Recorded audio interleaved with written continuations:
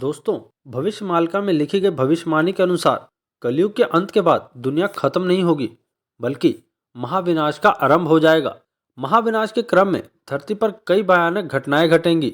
वहीं कलयुग खत्म होने के बाद दुनिया महाविनाश की तरफ बढ़ेगी और युद्ध और प्रकृति आपदाओं का दौर शुरू हो जाएगा। आइए जानते हैं कि कलयुग के अंत के बाद दुनिया में क्या क्या होगा। विस्तार से जानते हैं। भविष्यमालिका की कलयुग के अंत से जुड़ी 6 भविष्यवाणियां हैं। कलयुग के अभी केवल 5,500 साल ही बीते हैं, लेकिन दुनिया में जिस रफ्तार से अपराध बढ़ रहे हैं उसे देखकर लगता है कि कलयुग अपनी चरम सीमा की तरफ तेजी से बढ़ रहा है। कलयुग की गति के बारे में भविष्य पुराण, विष्णु पुराण, कलिक पुराण सहित कई पुराणों में कई भविष्यवाणियां की गई हैं। 500 साल पहले संत अच्युतानंद ने कुछ अन्य संतों के साथ मिलकर भविष्यमालिका लिखी थी। भविष्यमालिका में कलयुग के 3 चरणों के बारे में लिखा गया है। भविष्यमालिका के अनुसार दुनिया का अंत ऐसे ही नहीं होगा, बल्कि धरती 3 चरणों से होकर गुजरेगी। सबसे पहले कलयुग का अंत होगा, फिर महाविनाश शुरू होगा और फिर अंत में एक नए युग का आरंभ होगा। भविष्यमालिका के अनुसार कलयुग का अंत दुनिया का अंत होना नहीं होगा, बल्कि इसके बाद महाविनाश का दूसरा चरण शुरू हो जाएगा। तो आइए जानते हैं कलयुग के पहले चरण यानी कलयुग के अंत के समय क्या होगा। भविष्यमालिका की भविष्यवाणी के अनुसार कलयुग का जब अंत हो जाएगा तो धरती का तापमान तेजी से बढ़ेगा। इस क्रम में जो भी मौसम होगा वो अति दिखाएगा। इसका मतलब है कि गर्मी का मौसम होने पर अत्यधिक गर्मी से लोग परेशान होंगे। वहीं सर्दी भी इतनी कम कपाती होगी कि लोगों के हाथ पैर तक सुन पड़ जाएंगे। वहीं बरसात के दिनों में चारों तरफ पानी ही पानी होगा। हर मौसम में लोग बीच बीच में घुटन और उमस को भी महसूस करेंगे। भविष्यमालिका की भविष्यवाणी के अनुसार कलयुग का अंत होने पर महाविनाश का दूसरा चरण शुरू हो जाएगा। इस दौरान पूरी दुनिया के कई देशों में गृह युद्ध छिड़ जाएंगे। देश अपने ही गृह युद्धों में इतने अशांत हो जाएंगे कि उनके पास विदेश नीति या फिर दूसरे आवश्यक मुद्दों पर ध्यान देने का समय ही नहीं बचेगा। वहीं इन गृह युद्धों के बीच ज्यादातर युद्ध ऐसे होंगे जो धर्म और अधर्म के बीच होंगे। एक देश धर्म युद्ध कर रहा होगा तो वहीं बाकी देश अधर्म का साथ दे रहे होंगे।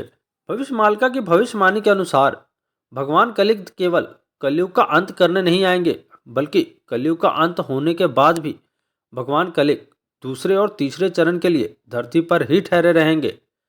कलयुग का अंत होने के बाद भगवान कलिक धरती का महाविनाश होने के बाद एक नए युग की शुरुआत करेंगे, जिसके बाद कलयुग हर चरण में समाप्त हो जाएगा और धरती पर धर्म की स्थापना हो जाएगी।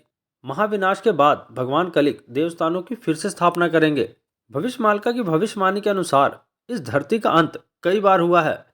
ऐसे में कई प्राचीन शहर, नगर और गांव जलमग्न हो चुके हैं। जैसे भगवान कृष्ण की नगरी द्वारका भी समुद्र में समा चुकी है। भविष्यमालिका की एक भविष्यवाणी के अनुसार कलयुग के अंत के बाद धरती पर कई प्रकृति आपदाएं आएंगी। बाढ़, सुनामी, भूकंप आने के बाद सदियों पहले डूब चुके दिव्य प्राचीन शहर फिर से दिखने लगेंगे। ऐसे में कुछ भविष्यवाणियों के अनुसार कलयुग के अंत में श्री कृष्ण दिव्य द्वारका नगरी जैसे कई प्राचीन शहर फिर से दिखाई दे सकते हैं। दुनिया में सनातन धर्म के कई प्राचीन चिन्ह भी नजर आने लग जाएंगे। भविष्यमालिका की भविष्यवाणी के अनुसार कलयुग के अंत के बाद महाभारत काल में जो योद्धा युद्ध का हिस्सा नहीं बन पाए थे, उनकी वापसी धर्म की स्थापना के लिए होगी। भगवान कृष्ण के बड़े भाई बलराम जी भगवान कलिक की मदद करने के लिए आएंगे। कलयुग का अंत होने के बाद दूसरे चरण में वे धर्म युद्ध का हिस्सा बनेंगे और फिर भगवान कलिक के साथ मिलकर एक नए युग की स्थापना करेंगे। भविष्यमालिका की भविष्यवाणी के अनुसार कलयुग के अंत के बाद कई प्राचीन और प्रसिद्ध धार्मिक स्थल अदृश्य हो जाएंगे। इन धार्मिक स्थलों के विलुप्त होने का कारण प्रकृति आपदाएं होंगी। कहीं बाढ़ आएगी तो कहीं पर बड़े भूकंप से धरती पर हलचल मच जाएगी। भविष्यमालिका की भविष्यवाणी के अनुसार अमरनाथ गुफा, गंगोत्री, यमुनोत्री जैसे पवित्र स्थानों विलुप्त होने के संकेत दिए हैं।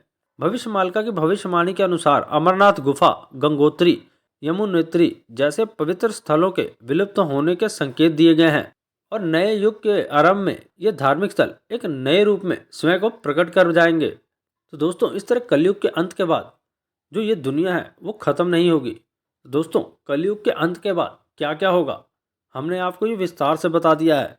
ये जानकारी आपको कैसी लगी? अगर अच्छी लगी है तो हमारे इस वीडियो को लाइक करके हमारे इस चैनल को सब्सक्राइब भी जरूर कर लें ताकि ऐसी और वीडियो आपको मिलती रहे। तो मिलते हैं अगली वीडियो में। धन्यवाद।